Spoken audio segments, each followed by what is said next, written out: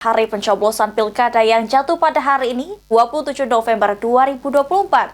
Suasana pasar tradisional di Kota Palembang terpantau ramai seperti biasa.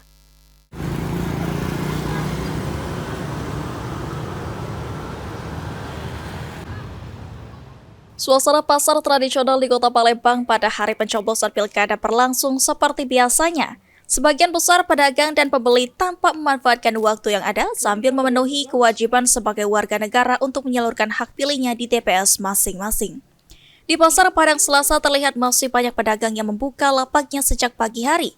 Dwi, salah seorang pedagang, mengaku sengaja berdagang di hari pencoblosan untuk mencari rezeki.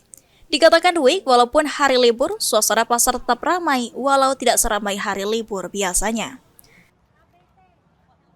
Kita sebagai pedagang nih nyoblos dulu atau berdagang dulu nih? Dagang dulu, sudah dagang nanti nyoblos. Rencananya jam berapa nih?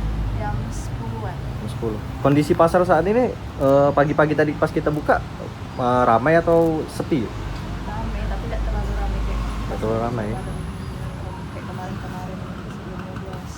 Kalau kemarin ramai? Ramai. Hari ini? Hari ini tidak terlalu ramai. Tapi masih ada pembeli tadi. Mas, Sementara itu, Dewi, salah satu pembeli, mengatakan sengaja datang ke pasar usai melakukan pencoblosan.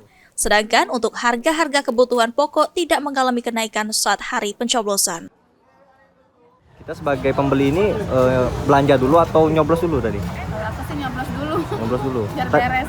Tadi jam berapa nyoblosnya? Jam 8. Jam 8. Ke pasar ini tujuannya apa tadi? Belanja sih. Untuk belanja. Kebutuhan sehari-hari. Iya, siangan panas. Untuk harga masih normal atau ada naik dikit? Dari kemarin masih normal sih. Lutfi, PAL TV.